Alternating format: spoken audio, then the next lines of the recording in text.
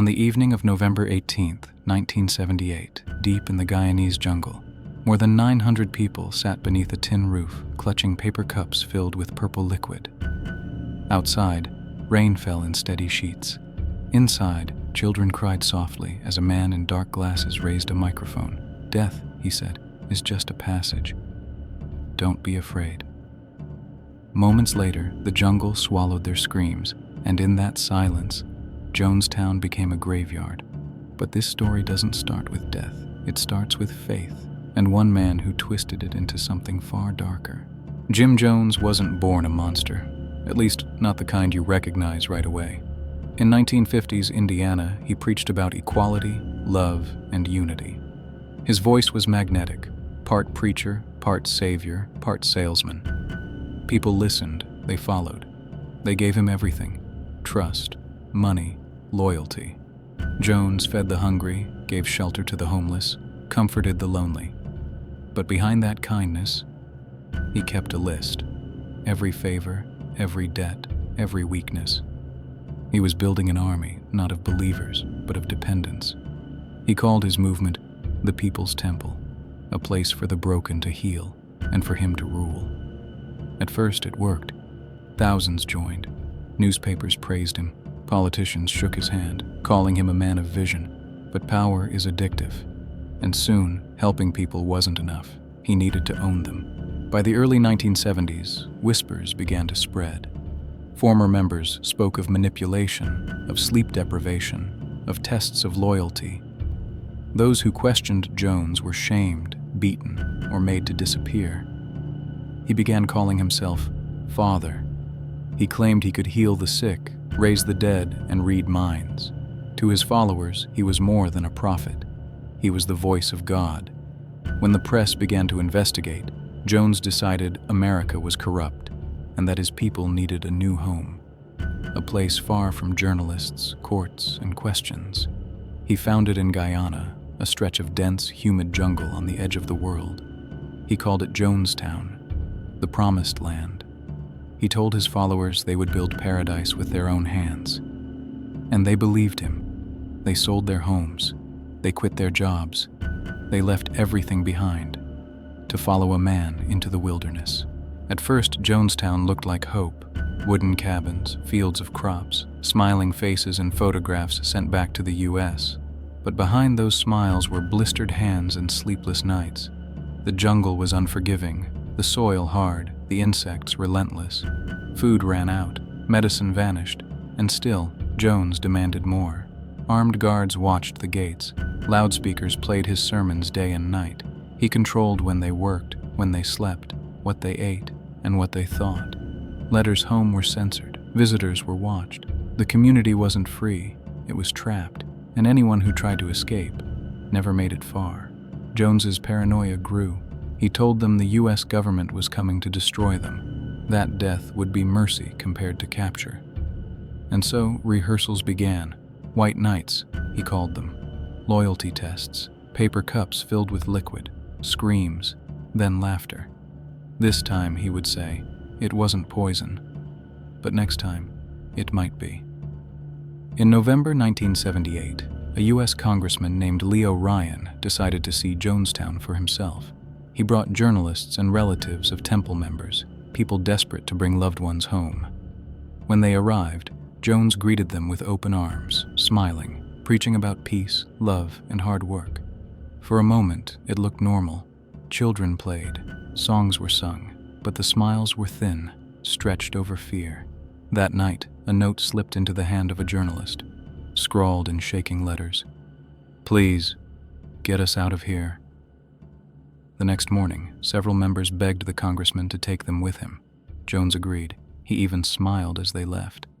But as the truck rolled toward the airstrip, the guards followed.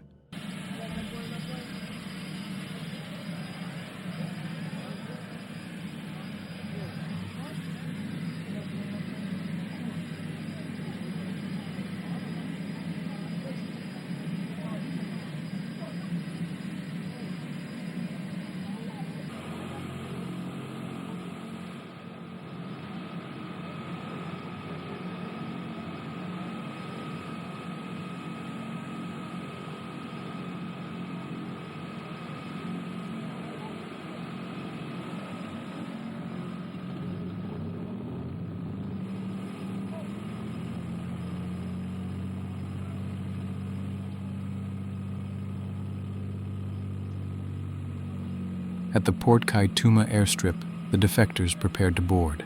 Then, without warning, trucks appeared. Gunfire tore through the jungle. When it stopped, 5 people were dead, including Congressman Ryan. Back at Jonestown, Jones gathered everyone under the pavilion. Rain hammered the tin roof. The loudspeakers came alive. "They're coming for us," he said. "There's no way out now. If we can't live in peace, we must die in peace." Syringes filled with cyanide were mixed into grape-flavored drink. Children were injected first. Then the adults drank. Some obeyed quietly, others screamed. Jones's voice trembled through the speakers, half preacher, half ghost. "Don't be afraid. Step into the light." Minutes later, the jungle went silent. The next morning, soldiers found 918 bodies, men, women, and children, lying hand in hand. The smell of cyanide clung to the air. The sound of buzzing flies filled the silence. Jones was found near the stage, dead from a single gunshot wound to the head. In his hand, a tape recorder still spinning. On the tape, his final words, "I only wanted peace." But peace never came. Only questions. Why didn't they run? Why did they believe him? And how does faith turn into fear so easily? To this day, no one has those answers. Only one truth remains. When a voice promises paradise, be careful what you're willing to give in return. The sky over California in 1997 was calm, a clear blue with no hint of storms. Yet inside a quiet mansion in Rancho Santa Fe, dozens of people were preparing to leave Earth. Not metaphorically, but literally. To them, this planet was nothing more than a temporary stop, a corrupted world unworthy of their true selves. They called themselves Heaven's Gate.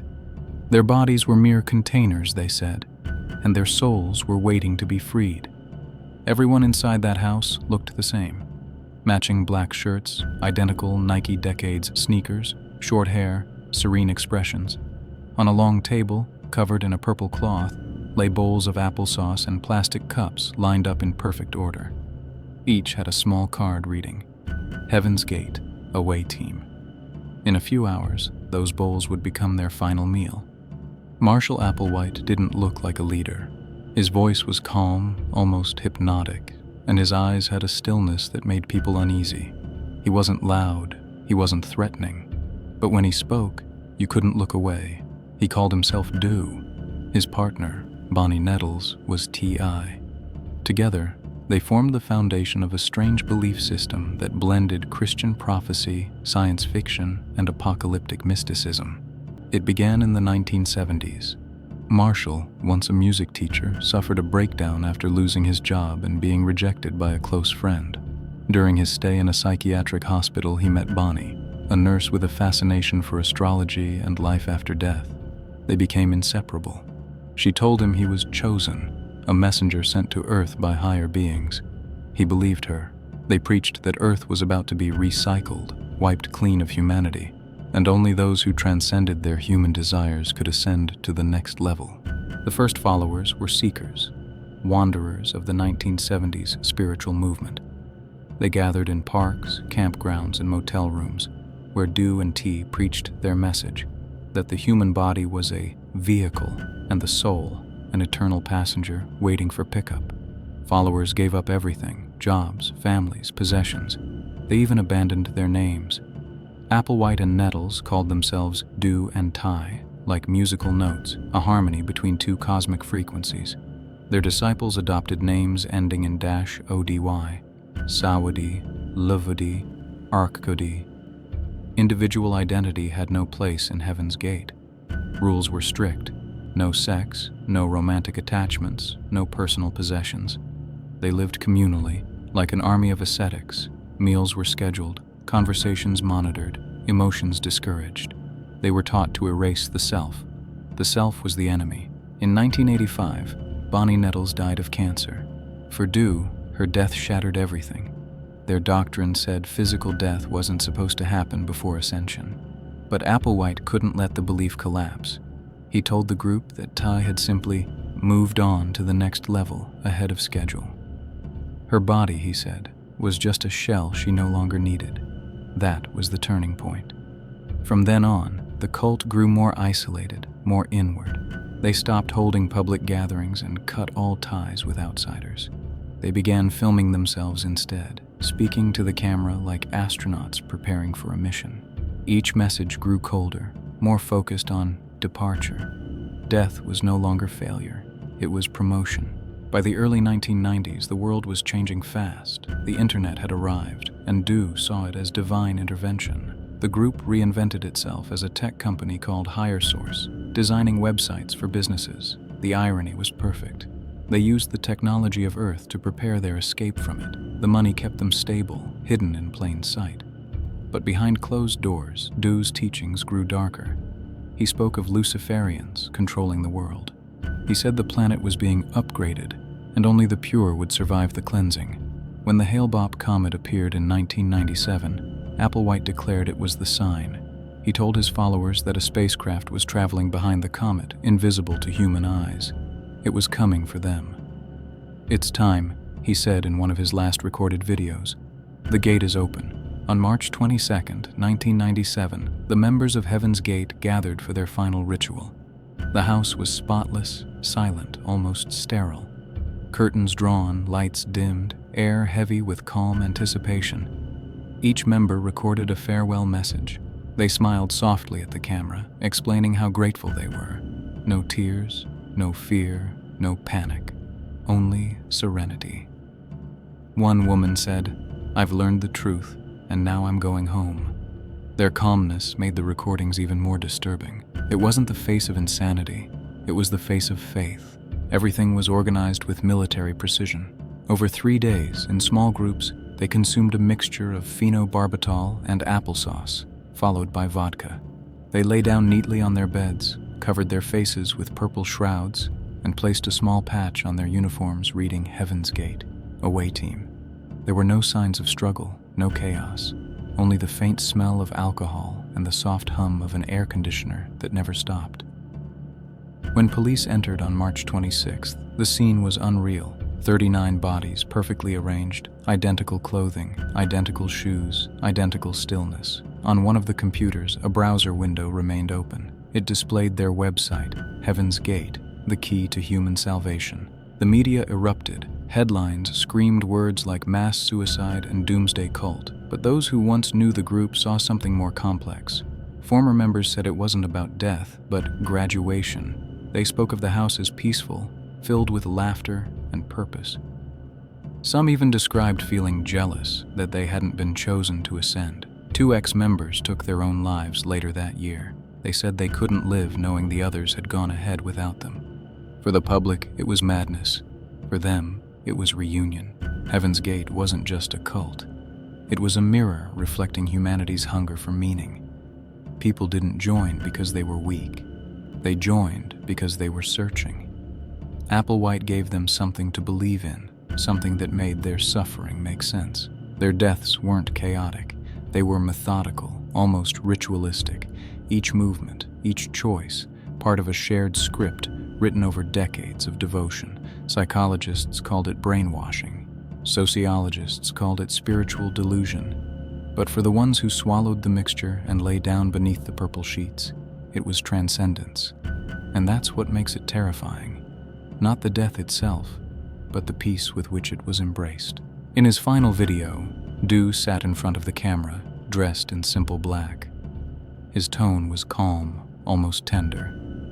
"We've been here long enough," he said softly. "We've prepared to move beyond this level, not to die, but to live truly." There was no trace of fear, only conviction. "If anyone finds this," he continued, "know that this was not a tragedy. This was a transition." Not long after recording it, he joined the others. When authorities found him, his face was covered just like the rest. Yet even now, Heaven's Gate has not completely disappeared. Their original website still exists, frozen in time. 2 surviving members maintain it as a digital shrine, untouched since the 1990s. The design is outdated, the text cryptic, but it still reads the same haunting words. "The kingdom of heaven is real, and we have gone to join it." When you watch their recordings, one question lingers. How does a person surrender their life so completely to belief? Was Applewhite a manipulator or just another lost soul who convinced himself first? Maybe both. Heaven's Gate wasn't built overnight. It was decades of longing, fear, and the slow erosion of doubt. Each follower gave up a little piece of themselves until there was nothing left to question. The tragedy wasn't that they died. It was that they did so believing they were finally free. And maybe that's the deepest horror of all, when conviction feels more real than life itself. Years later, theories still circle like the comet they once worshipped. Some say the spaceship never existed. Others, more faithful to the myth, insist it came for them, just not in a way we could perceive. But one truth remains. Heaven's Gate is the story of faith pushed beyond reason, of devotion that swallowed fear. They wanted to escape a world becoming more digital, more artificial, more hollow. In trying to flee it, they became one of its first viral legends. Their faces still appear on old VHS tapes, smiling, waving goodbye. Their words echo in the static of forgotten videos, and in that calm, eerie voice of dew, you can still hear it. We'll see you on the craft.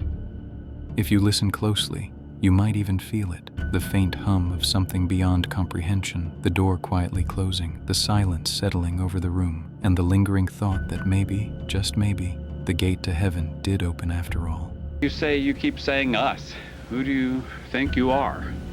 Well, I, in all honesty, must acknowledge my father.